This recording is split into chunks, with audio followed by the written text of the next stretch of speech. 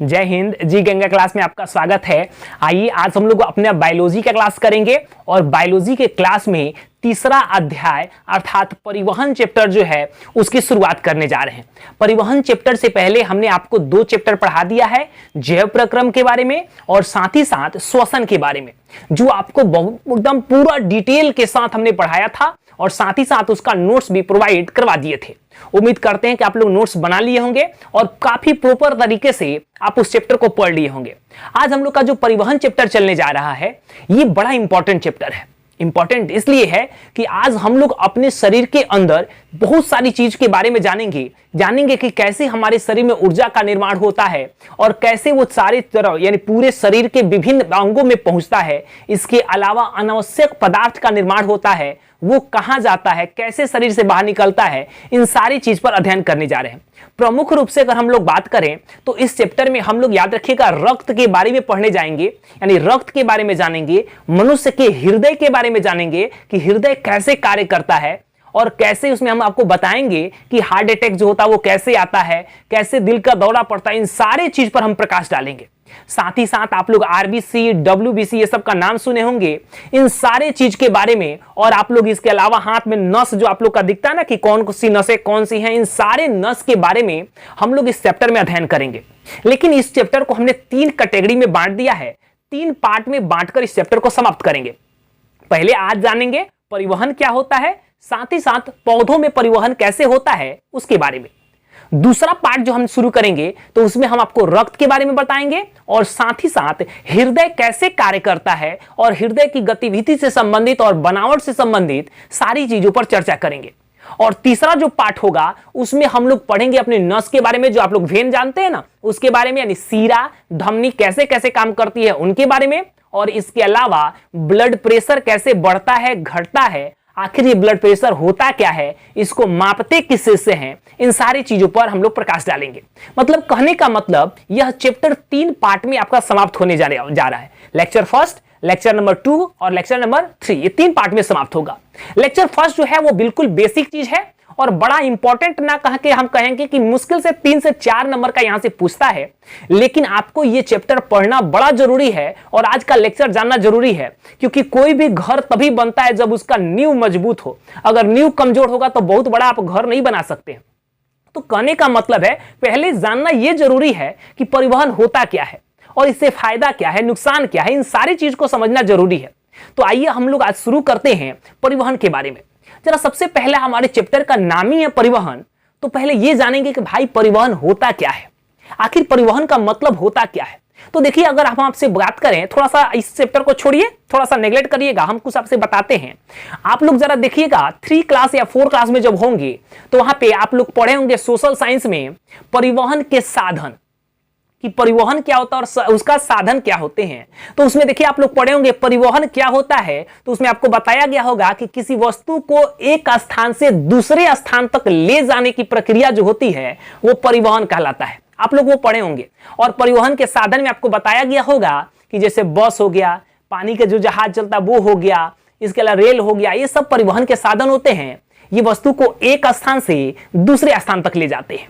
यानी कहीं ना कहीं आप इस परिवहन वर्ड से समझ रहे हैं कि इसमें किसी वस्तु को एक स्थान से दूसरे स्थान तक ले जाया जाएगा। तो भाई फिर बात आता है कि तो हम लोग के शरीर में परिवहन क्या है, हमारे शरीर में ऐसा क्या है जिसको एक स्थान से दूसरे स्थान तक ले जाने की जरूरत पड़ती है। हमारे अंदर तो कोई सामान है ही नहीं। जरा ध्यान से सुनिए, आपको जब पहला चैप्टर हम पढ़ा रहे थे श्वसन, तो उसमें हमने आपको बताया था कि जो कोशिका होता है उस कोशिका में ऊर्जा का निर्माण होता है।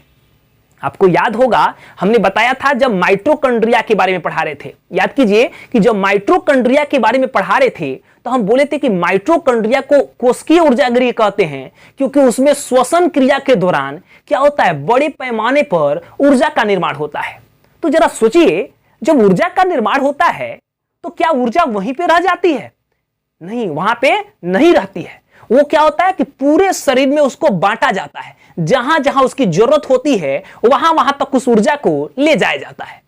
तो फिर समझिए, आखिर जब ऊर्जा को ले जाया जाता होगा, यानी एक स्थान से दूसरे स्थान तक ले जा रहे हैं, तो ये तो परिवहन कहलाएगा ना, क्योंकि अभी आपको हमने बताया था कि किसी वो वस्तु को एक स्थान से दूसरे स्थान तक ले जाना क्या कहलाता है, परिवहन। इसका मतलब ऊर्जा का स्थानांतरण हो रहा है हमारे शरीर में, वो भी क्या है? परिवहन है। यानी हमारे शरीर में परिवहन का काम होता है।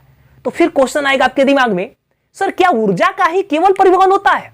नहीं, हमेशा याद रखिएगा, हमारे शरीर में जब भी ऊर्जा का निर्माण होगा तो कुछ ना कुछ अनावश्यक चीज का भी निर्माण होता है।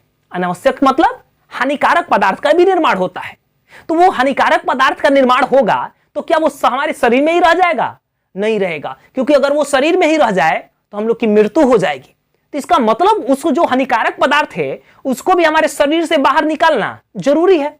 तो शरीर से जब उसको बाहर निकालेंगे, यानी एक स्थान से दूसरे स्थान ले जाएंगे, तो ये भी परिवहन कहलाएगा। तो इसका मतलब हमें यहां पे दो चीज स्पष्ट हो रहा है कि हमारे शरीर में भी परिवहन की क्रिया होती है। और ये क्या होता है परिवहन? तो जरा ध्यान से सुनिएगा, हमने क्या कहा कि हमारे शरीर में आवश्यक पदार्थ को निर्मित स्थान से, माने जहां पर उसका निर्माण हो रहा है वहां से शरीर के विभिन्न भागों तक पहुंचाना, तथा शरीर के विभिन्न भागों में अनावश्यक पदार्थ का जो निर्माण हुआ है उसको शरीर से बाहर निकालना क्या कहलाता है? परिवहन कहलाता है। यानी जैसे ऊर्जा का निर्माण हुआ और पूरे शरीर में पहुंचा दिया तो वो परिवहन होगा। और इसके अलावा जरा सोचिए, हमारे शरीर के अंदर कार्बन डाइऑक्साइड का निर्माण होता है। इसके अलावा आपको मालूम होगा, आगे जब पढ़िएगा तो हम आपको बताएंगे कि कई तरह के एसिड का भी निर्माण होता है, कई तरह के अम्ल का हमारे शरीर के अंदर निर्माण होता है। तो उन सारे चीज को हमारे शरीर से क्या करना होता है? बाहर निकालना होता है। तो वो जो बाहर निकालना और साथ ही साथ आवश्यक चीज को पूरे शरीर में ले जाने की जो प्रक्रिया होती है वही हमारा कहलाता है परिवहन। तो अब हम उम्मीद करते हैं कि आप परिवहन समझ गए होंगे कि हमारे शरीर में आवश्यक पदार्थ को विभिन्न भागों में पहुंचाना और अनावश्यक पदार्थ को शरीर से बाहर निकालने की जो प्रक्रिया होती है उसको हम लोग क्या कहते हैं? परिवहन कहते हैं। परिवहन याद रखिएगा, कोई केवल जंतुओं में ही नहीं, पेड़ पौधों में भी होता है। पेड़ पौधों में भी आपको परिवहन जानना है, उसमें भी होता है, क्योंकि जितने भी सजीव होते हैं उन सब में परिवहन का काम होता है। तो आपको मालूम है कि जितना भी हम लोग 10th क्लास का बायो पढ़ते हैं इसको दो कैटेगरी में बांट के पढ़ते हैं, एक पौधों के लिए और दूसरा जंतुओं के लिए। आप कोई भी चैप्टर पलट के देखिएगा ना तो पहले श्वसन ही पढ़े तो देखिएगा पौधों में श्वसन, फिर जंतुओं में पोषण श्वसन। ऐसे ही पोषण पढ़े तो याद कीजिए पौधों में पोषण फिर जंतुओं में पोषण। अभी परिवहन पढ़ रहे हैं तो हम लोग पढ़ेंगे पौधों में परिवहन और जंतुओं में परिवहन, यानी दो कैटेगरी में बांट के चल रहे हैं। तो हम लोग आज जानेंगे कि भाई ये परिवहन की क्रिया तो समझ रहे कि होता है, चलिए क्या होता है वो समझ गए। आप जानते हैं कि भाई पौधों में परिवहन होता है या नहीं, और होता है तो कैसे होता है।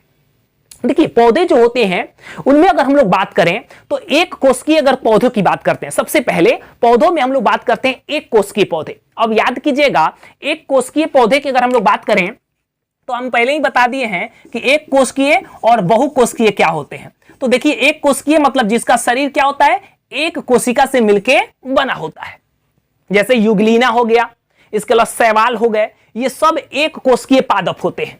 एक कोशिकीय जो पादप होते हैं ना, इनमें परिवहन का जो काम होता है वो विसरण के द्वारा होता है। किसके द्वारा होता है? विसरण के द्वारा होता है। याद रखिएगा, उसमें विसरण के द्वारा होता है, उसमें कोई विभिन्न प्रकार का अंग नहीं पाया जाता है। लेकिन अगर बड़े बृहद जीव जंतुओं की बात करें, यानी बड़े जीव जंतुओं की बात करें, तो उनमें कई प्रकार के अंग होते हैं जो परिवहन का काम करते हैं, जिसको हम लोग परिवहन तंत्र के नाम से भी जानते हैं। जैसे अगर हम अपने शरीर की बात करें तो हमारे शरीर में हृदय हो गया, हमारी रक्त वाहिनियां हो गई, ब्लड हो गया, ये सब मिलकर और तब जाके परिवहन का काम संपन्न करता है। तो ये पूरा का पूरा जो जो अंग इसमें भाग ले रहा है वो परिवहन तंत्र कहलाता है, यानी विभिन्न अंग के द्वारा परिवहन का काम हो रहा है। लेकिन पेड़ पौधों में अगर एक कोशिकीय की बात करें तो उसमें विभिन्न प्रकार के अंग नहीं होते हैं, उसमें विसरण की प्रक्रिया के द्वारा परिवहन का काम हो जाता है। लेकिन जैसे ही थोड़ा सा बहुकोशिकीय पौधों की बात करें तो बहुकोशिकीय जो पौधे होते हैं उनमें विसरण का काम बड़े पैमाने पर नहीं होता है, यानी बड़े पैमाने कहें या कहें कि ना होता है, क्योंकि बड़े बड़े जो पौधे होते हैं उनमें विभिन्न प्रकार की कोशिकाएं और ऊतक पाए जाते हैं जो परिवहन का काम करते हैं। यानी इसमें विशेष प्रकार का कुछ ना कुछ बनावट होता है जो परिवहन का काम करता है। तो आखिर पेड़ पौधों में परिवहन किस चीज का होगा भाई? सबसे बड़ा चीज है कि पेड़ पौधों में परिवहन क्या होगा। तो पेड़ पौधों में भी परिवहन का काम होता है, जरा सोचिए, प्रकाश संश्लेषण की अभिक्रिया पढ़ाए थे ना, और आप सोचिए कि प्रकाश संश्लेषण अभिक्रिया में हम आपको बताए थे कि पेड़ पौधों की पत्तियों में भोजन का निर्माण होता है। अब जरा सोचिए, पेड़ पौधों की पत्तियों में जब भोजन का निर्माण होगा तो क्या वो भोजन पत्ती में ही रह जाएगा? क्या पौधों के विभिन्न भाग में उसकी जरूरत नहीं है? जरूरत है, क्योंकि पत्ती में बनेगा भोजन, लेकिन उसको पूरे पौधों के शरीर में पहुंचाना जरूरी है। तो इसका मतलब वहां से भोजन का पूरे शरीर में परिवहन होगा, तो परिवहन किसी ना किसी तरीके से किया जाएगा। इसका मतलब पेड़ पौधों में खाद्य पदार्थों का भी परिवहन हो रहा है। अच्छा, जरा दूसरा चीज सोचिए, पेड़ पौधों की हम लोग जो लगाते हैं, आप गमला में ही लगाते हैं, तो पानी उसके जड़ के पास देते हैं। आपने कभी सोचा कि आप जड़ के पास पानी देते हैं तो खाली जड़े को पानी मिला, ऊपर वाले पत्ती को तो आप पानी देवे नहीं किए, तो क्या आप कभी पौधा को ऊपर से पानी देते हैं? नहीं देते हैं। इसका मतलब जड़ में डालते हैं पानी और पूरा पूरा एकदम ऊपरी भाग तक पहुंच जाता है। इसका मतलब जल का भी परिवहन होता है, जड़ से कहां तक? ऊपर तक होता है। यानी पेड़ पौधों में मुख्यतः दो चीज का, खाद्य पदार्थों का हम देखें परिवहन होता है, एक खाद्य पदार्थों का और दूसरा जल और लवण का। यानी दो पदार्थों का हम लोग यहां पे चर्चा करेंगे कि पेड़ पौधों में परिवहन होता है। तो सबसे पहले जानते हैं कि पेड़ पौधों में खाद्य पदार्थों का परिवहन कैसे होता है, और साथ ही साथ पेड़ पौधों में जल का संवहन कैसे होता है। ये दोनों चीज समझना जरूरी है। देखिए, अगर हम बात करें पेड़ पौधों में, तो पेड़ पौधों में दो तरह की ऐसी बनावट होती है जो उनके खाद्य पदार्थों का और साथ ही साथ उनके खाद्य जल का संवहन का काम करती हैं। एक जो होता है उसको हम लोग कहते हैं जाइलम, एक होता है जाइलम और दूसरा होता है फ्लोएम। जरा समझिएगा, जाइलम और फ्लोएम, ये दो संरचना होती है पेड़ पौधों में जो संवहन का काम करती है। अब सबसे पहले जानते हैं कि भाई जाइलम क्या कार्य करता है, और फिर जानते हैं फ्लोएम क्या काम करता है। देखिए, जाइलम जो होता है ना, ये पेड़ पौधों में जल और खनिज लवण की बात करें, यहां पे हम लिख देते हैं खनिज लवण, इनका संवहन का काम करता है। वहीं पे फ्लोएम की बात करें तो ये खाद्य पदार्थों का संवहन करता है। यानी भोजन का जो निर्माण होगा उसको पूरे शरीर में पहुंचाने का काम फ्लोएम करता है, और जल जो होता है उसको पहुंचाने का काम जाइलम करता है। इसका मतलब काम बटा हुआ है, जाइलम जल को ढोने का काम करेगा, फ्लोएम खाद्य पदार्थों का संवहन करेगा। तो जरा सोचिए, आखिर कुछ दिन के बाद से आप लोग को जब एग्जाम में ये क्वेश्चन पूछेगा कि जाइलम क्या है, फ्लोएम क्या है, तो आप तुरंत समझ जाइएगा, अरे भाई ये तो संवहन उत्तक है, ये पेड़ पौधों में पाए जाते हैं। जाइलम जल और खनिज लवण का संवहन करता है, और फ्लोएम जो होता है ये खाद्य पदार्थों का संवहन करता है। लेकिन हम लोग मनुष्य हैं, अभी बच्चे हैं, अभी आपका उम्र नहीं है, कुछ दिन में आप भूल जाइएगा। भूल क्या जाइएगा? आप भूल जाइएगा कि भाई जाइलम से किस चीज का होता है, फ्लोएम से क्या होता है, कंफ्यूज हो जाइएगा, जाइलम किससे, फ्लोएम किससे। तो इसका ट्रिक याद रखिएगा, जो जिंदगी में कभी भी आप नहीं भूलिएगा। जरा समझिएगा, जाइलम का पहला लेटर ज है ना, और ज से होता है जल, तो हमेशा याद रखिएगा जाइलम से किसका संवहन होता है, जल का।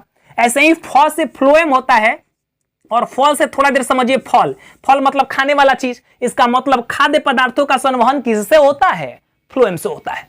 अब जाइलम और जो फ्लोएम होते हैं ना, इनमें वाहिनिकाएं और वाहिकाएं दो तरह की क्या होती हैं, उसमें छोटे छोटे कोशिकाएं पाई जाती हैं जो मिलकर एक बंडल बनाती हैं, और वो क्या करता है, खाद्य पदार्थों का और जल का संवहन करता है। इसीलिए जाइलम और फ्लोएम को हम लोग संवहन बंडल के भी नाम से जानते हैं। देखिए, जाइलम और फ्लोएम जो है, एक तरह से हमने कहा कि क्या होता है, बंडल टाइप से होता है, और ये क्या करता है, दोनों मिलकर अपना काम करता है। तो इसलिए हमने इसको कहा, इसको हम लोग कहते हैं संवहन बंडल। देखिए, थोड़ा साफ लिख देते हैं, संवहन बंडल। याद रखिएगा, क्योंकि जाइलम और फ्लोएम क्या होता है, वाहिनिकाएं और वाहिकाओं से मिलकर बनी होती हैं, और ये सब संपूर्ण काम करता है, इसीलिए इसको हम लोग संवहन बंडल के नाम से जानते हैं। जरा यहीं पे थोड़ा समझ लेते हैं कि भाई जाइलम फ्लोएम तो कोई इसका काम समझ गए, अगर कोई इसमें अंतर पूछ दे तब। सबसे बड़ी चीज है, अगर कोई पूछ दे कि जाइलम और फ्लोएम में क्या अंतर है, तो क्या जवाब देंगे। तो आइए अब जानते हैं जाइलम और फ्लोएम में क्या अंतर है उसके बारे में। देखिए, जाइलम जो होता है वो क्या होता है, और साथ ही साथ फ्लोएम में जो अंतर है उसको हमने एक चार्ट टाइप से बना दिया है। अब चार्ट को ध्यान से समझ जाइएगा, पूरा का पूरा अंतर याद हो जाएगा। सबसे पहले जाइलम के बारे में जानते हैं। देखिए जाइलम जो होता है इसकी कोशिकाएं जो होती हैं मृत होती हैं। याद रखिएगा जाइलम की जो कोशिकाएं होती हैं मृत होती हैं, जबकि फ्लोएम की जो कोशिकाएं होती हैं वो क्या होती हैं, जीवित होती हैं। पहला अंतर। दूसरा देखिएगा जाइलम जो होता है इससे जल और लवण का संवहन होता है। हमने पहले कहा था कि इसमें ज से जाइलम और ज से जल, तो जो जाइलम होता है उससे जल और लवण का संवहन का काम होता है, अर्थात स्थानांतरण का काम किसका होता है, जल और लवण का होता है। वही फ्लोएम की अगर चर्चा की जाए तो फ्लोएम जो होते हैं इसमें खाद्य पदार्थों का संवहन होता है। याद रखिएगा फ्लोएम जो होते हैं उसमें किसका स्थानांतरण होता है, तो खाद्य पदार्थों का स्थानांतरण होता है। दो अंतर हो गया। तीसरा अंतर जरा ध्यान से समझिएगा। तीसरा अंतर जो है वो बहुत इंपॉर्टेंट है, इसलिए ध्यान देना जरूरी है। देखिए कह रहे कि जाइलम जो होता है ना इसमें संवहन केवल ऊपर की ओर होता है, जबकि फ्लोएम जो होता है इसमें संवहन सभी दिशाओं में होता है। जरा ध्यान समझिए, हम एक आपको फिगर बनाते हैं। जैसे समझिए कि ये हमारा पेड़ हो जाए, थोड़ा देर के लिए समझिएगा। ये मेरा पेड़ हो गया, इसमें मान लीजिए थोड़ा सा शाखा हो गया, पत्ती हो गया, जो भी हो गया। ये देखिए इसका शाखा हो गया, इसमें कई तरह के ऐसे क्या होती है, शाखाएं निकली होती हैं। जरा सोचिए अगर इसका जड़ नीचे है तो पानी जो होगा, जल जो होगा नीचे से कहां जाएगा, ऊपर की ओर, ओनली फॉर ऊपर, केवल ऊपर जाएगा। इसका मतलब इसमें संवहन केवल नीचे से कहां हो रहा है, ऊपर की ओर। वही तो हमने लिखवाया कि जाइलम में संवहन का काम ऊपर की ओर होता है। अच्छा अगर हम लोग बात करें फ्लोएम की चर्चा करें तो फ्लोएम में हमने कहा इसमें संवहन सभी दिशाओं में होता है। हाँ सभी दिशाओं में होता है। कैसे, जरा सोचिए अगर यहां पे कोई पत्ती है और यहां पे भोजन का निर्माण हो जाए, अब वो भोजन का निर्माण नीचे भी जाएगा, अगर साइड में जरूरत है तो इधर भी जाएगा, इस डायरेक्शन में भी जाएगा। कहने का मतलब जहां जहां जरूरत होगा, ऊपर भी जरूरत होगा तो ऊपर जाएगा, नीचे जरूरत होगा तो नीचे जाएगा। इसका मतलब खाद्य पदार्थों का संवहन सभी दिशाओं में होता है। और खाद्य पदार्थों का संवहन कौन करता है बाबू, फ्लोएम। इसका मतलब हमने स्पष्ट रूप से लिख दिया कि फ्लोएम में संवहन सभी दिशाओं में होता है, जबकि जाइलम में संवहन सिर्फ ऊपर की ओर होता है। तो ये था जाइलम और फ्लोएम में अंतर। यहां पे हम VVI लिख देते हैं क्योंकि ये एग्जाम में पूछता है। 100% इसको याद करके रखिएगा, क्योंकि हमेशा याद रखिएगा अगर यहां से क्वेश्चन पूछेगा तो यही पूछेगा कि जाइलम और फ्लोएम में क्या अंतर है। इसके अलावा जल्दी यहां से प्रश्न नहीं पूछता है। अब जरा सोचिए एक ऑब्जेक्टिव क्वेश्चन जो बड़ा इंपॉर्टेंट है और आपसे एग्जाम में पूछ सकता है। क्या पूछता है जरा सोचिएगा, एकदम ध्यान देगा कि सुनिएगा, क्योंकि कहीं भी एग्जाम देने जाइएगा, कंपटीशन का भी एग्जाम देने जाइएगा तो वहां भी ये क्वेश्चन आपसे पूछ सकता है। यहां पे हमने कहा कि यह खाद्य पदार्थों का संवहन करता है, तो खाद्य पदार्थ किस रूप में होता है यह जानना जरूरी है। रूप मतलब मान लीजिए ग्लूकोज में रहता है, फ्रुक्टोज में रहता है या सुक्रोज में रहता है, यह जानना जरूरी है। तो याद रखिएगा, हम यहां पे लिख देते हैं, नोट करके याद रखिएगा, नोट में लिख देते हैं पौधों में खाद्य पदार्थों का संवहन। फिर से सुनिएगा, पौधों में खाद्य पदार्थों का जो संवहन होता है वो सुक्रोज रूप में होता है। यहां पे ध्यान से एकदम लिख लेते हैं, आप लोग समझ जाइएगा। खाद्य पदार्थों का पेड़ पौधों में जो संवहन होता है वो किस रूप में होता है, सुक्रोज के फॉर्म में होता है, जो मस्ट इंपॉर्टेंट है ऑब्जेक्टिव के लिए। ये मस्ट इंपॉर्टेंट है ऑब्जेक्टिव के लिए, आपसे पूछ सकता है कि पौधों में खाद्य पदार्थों का संवहन किस रूप में होता है। तो याद रखिएगा सुक्रोज के रूप में पेड़ पौधों में खाद्य पदार्थों का संवहन होता है।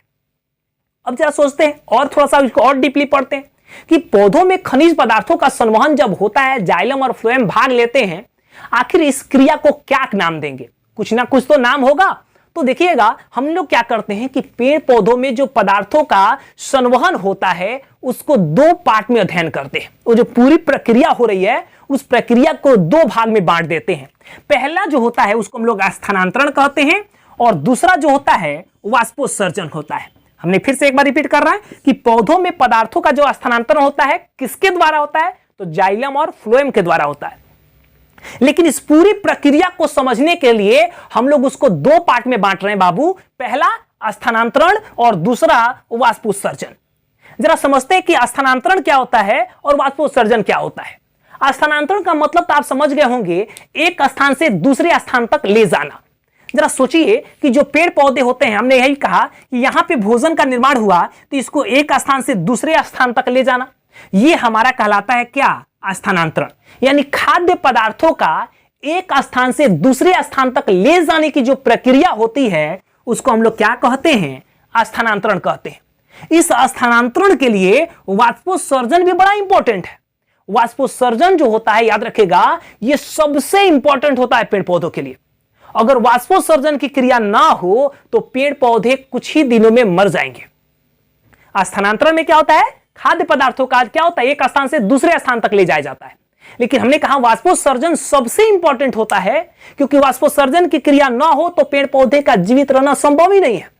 तो आखिर ये वाष्पोत्सर्जन होता क्या है? तो जरा सोचिए, आपको हम यहां पे बता रहे हैं। ये मान लीजिए हमारा पेड़ पौधा था और यहां पे मान लीजिए सूरज का है, यहां पे क्या है? सन है, और ये अपना प्रकाश क्या कर रहा है? इस पे डाल रहा है। ध्यान से समझिएगा, जब सूरज का प्रकाश पड़ेगा तो मान लीजिए कोई पत्ती होगी, ये हमारा पत्ती हो गया, इस पर सूरज का प्रकाश पड़ रहा है। इस पर जब सूरज का प्रकाश पड़ेगा तो जरा सोचिए, सूरज का प्रकाश उसमें एक नमी को क्या करेगा? सोखेगा, यानी उसमें का जो पानी होगा उसको वाष्प बनाकर उड़ा लेगा, क्योंकि उसमें छोटे छोटे क्या पाए जाते हैं? रंध्र पाए जाते हैं। और रंध्र पर जब पड़ेगा तो अंदर की जो नमी होगी वो क्या हो जाएगी? वाष्प बनकर उड़ेगी। जब वाष्प बन के उड़ेगा तो यहां पे खाली स्थान होगा ना, और खाली स्थान होगा, और नीचे में सोचिए जड़ जो है वो पानी के संपर्क में है, तो जड़ के पास तो उच्च दाब बनेगा। उच्च दाब बनेगा तब पानी कहां चढ़ेगा? ऊपर की ओर। जैसे समझिए, आप लोग ध्यान से देखिएगा, आप लोग घर में दीपक यानी बत्ती जलाते हैं ना, शाम को दिया भी जलाते होंगे। दिया जलाते हैं तो उसमें रुई का बाती डालते हैं। आप ऊपर में क्या करते हैं? माचिस से उसमें आग लगाते हैं, यानी जलाते हैं। देखिएगा तेल ऑटोमेटिक कहां चढ़ते जाता है बाबू? ऊपर चढ़ते जाता है, यानी ऊपर से सोख रहा है, नीचे से क्या हो रहा है? तेल ऊपर चढ़ रहा है। सेम कंडीशन होता है पेड़ पौधों में भी। सूरज का प्रकाश जब इन पर पड़ता है तो पत्तियों से जल जो होता है वाष्प बनकर उड़ रहा है। अब जैसे जैसे पत्तियों से वाष्प बनकर उड़ेगा, जड़ जो होगा नीचे पानी को तेजी में सोखेगा, तेजी से खींचेगा, क्योंकि ऊपर खाली स्थान हो चुका है। निम्न दाब और नीचे में क्या हो गया? उच्च दाब। और पानी क्या होगा? ऊपर की ओर विसरण की प्रक्रिया से क्या होगा? चढ़ेगा। यानी यहां से ये प्रक्रिया निरंतर चल रही है। पेड़ पौधे अपना जैसे ही क्या होगा? धूप निकलेगा, सूर्य का प्रकाश पड़ेगा, जलवाष्प बनकर उड़ेगा, जो हमारी क्या होंगी? जड़ें होंगी, वो जल को खींचेंगे। ये क्रिया निरंतर चलती रहती है। इस क्रिया से फायदा क्या है कि पेड़ पौधों का तापमान जो होता है वो नियंत्रण में रहता है। अगर ये क्रिया ना हो तो तापमान नियंत्रण नहीं रहेगा और पेड़ पौधे मर जाएंगे। और खनिज पदार्थ आपको मालूम है कि मिट्टी में पाया जाता है, तो निरंतर जब जल के साथ साथ खनिज लोड भी आ रहा है तो इससे पौधों को तो भी बेनिफिट है ना। तो इसका मतलब कि ये वाष्पोत्सर्जन बड़ा इंपॉर्टेंट है। तो वाष्पोत्सर्जन क्या है कि जब सूर्य का प्रकाश पेड़ पौधों पर पड़ता है तो उसमें की क्या होते हैं? नमी को अवशोषित कर लेता है, जिसे हम लोग क्या कहते हैं? वाष्पोत्सर्जन कहते हैं। वाष्पोत्सर्जन से क्या फायदा है? तो अगर वाष्पोत्सर्जन की क्रिया ना हो तो पेड़ पौधों में जल का संवहन नहीं होगा, जिससे तापमान का नियंत्रण नहीं हो पाएगा और पेड़ पौधे क्या हो जाएंगे? सूख जाएंगे। जरा सोचिए, अलग अलग प्रकार के जो पौधे होते हैं उनमें वाष्पोत्सर्जन की क्रिया अलग अलग तरह से होती है। किसी में बहुत तेजी से होता है, किसी में बहुत धीरे होता है। जरा सोचिए, एक आपको एग्जांपल देते हैं मकई का पौधा का। हम यहां लिखते हैं मकई का पौधा। जरा सोचिए, मकई का पौधा जो होता है एक दिन में, याद रखिएगा, मकई का पौधा एक दिन में लगभग 3 से 4 लीटर पानी को वाष्प बनाकर उड़ा देता है। आप ध्यान से समझिए कि हमने कहा कि मकई का जो पौधा होता है वो एक दिन में 3 से 4 लीटर पानी को वाष्प बनाकर उड़ा देता है। इसीलिए देखिएगा, अगर आप कभी धूपा में गए होंगे, मकई के खेत में जाइएगा ना, तो बहुत गर्मी लगता है, एकदम पसीना से आप भीग जाइएगा। क्यों भीग जाइएगा बाबू? क्योंकि वहां पे वाष्पोत्सर्जन की क्रिया बहुत तेजी से होती है, और वाष्पोत्सर्जन की क्रिया जहां होती है वहां पे आपको गर्मी ज्यादा लगता है। तो देखिएगा, मकई के खेत में अगर आप जाइएगा ना, तो वहां पे इतना तेजी से लगेगा कि आग फेंक रहा है, क्योंकि वहां पे काफी तेजी से प्रकाश पड़ता है, और मकई का पौधा का पत्ता भी देखिएगा बड़ा बड़ा होता है। तो वहां से वाष्पोत्सर्जन की क्रिया क्या होती है? बहुत तेजी के साथ होती है। तो एक मकई का पौधा एक दिन में 3 से 4 लीटर पानी को सोचिए वाष्प बनाकर उड़ा देता है। इसीलिए अगर आप लोग खेती से जुड़े होंगे तो आपको मालूम होगा कि मकई के पौधा की जब पटौनी की जाती है तो पानी बहुत ज्यादा दिया जाता है। आप लोग देखिएगा, उसके जड़ से इतना ऊपर तक हम लोग लगाते हैं पानी को। क्यों लगाते हैं? किसान से पूछेगा तो वो बोलेंगे क्या अरे उसको पानी की जरूरत होती है। उनको ये नहीं मालूम कि पेड़ पौधा जो होता है उसमें मकई जो होता है वाष्पोत्सर्जन की क्रिया में एक दिन में 3 से 4 लीटर पानी को वाष्प बनाकर उड़ा देता है। इसीलिए उसको पानी हम लोग क्या करते हैं? ज्यादा देते हैं। मकई से भी खतरनाक एक और होता है जिसको हम लोग सेब जानते हैं। आप लोग सेब का नाम सुने हैं ना? ये सेब का पेड़, सेब का पेड़ का तो आप लोग बात ही मत कीजिए।